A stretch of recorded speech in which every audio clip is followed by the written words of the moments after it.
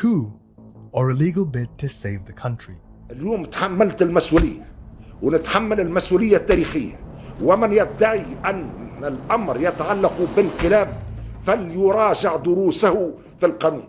Tunisia's President Kais Saied has seized near total control after freezing parliament, sacking the prime minister, and suspending immunity for all MPs. It was a shock move, but one he says is justified by Article 80 of the Tunisian constitution. Here's what you need to know about that law and how the president has used it.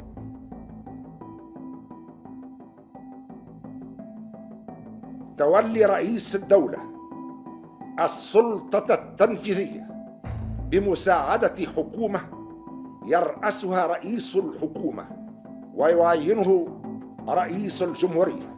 Under Tunisian law, Article 80 provides guidance for emergency situations in which Tunisia's state institutions are not functioning. It allows for conditions under which the president can legally assume executive control.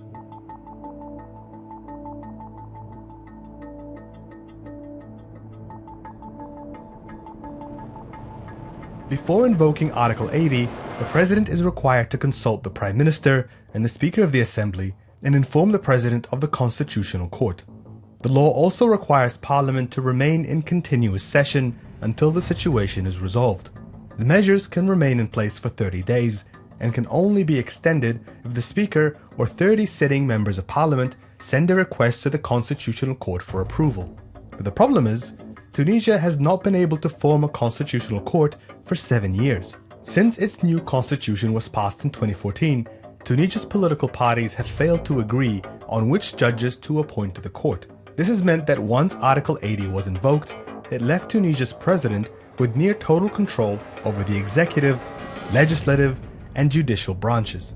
Saied, a former constitutional law professor, advised the government during the drafting of the 2014 constitution. Since taking office in 2019, he has argued against both parliament and the prime minister's choices and blocked the formation of a new constitutional court. A leaked document published by Middle East Eye in May outlined a detailed plan by Saied's advisors to invoke Article 80 and use it to launch a constitutional coup.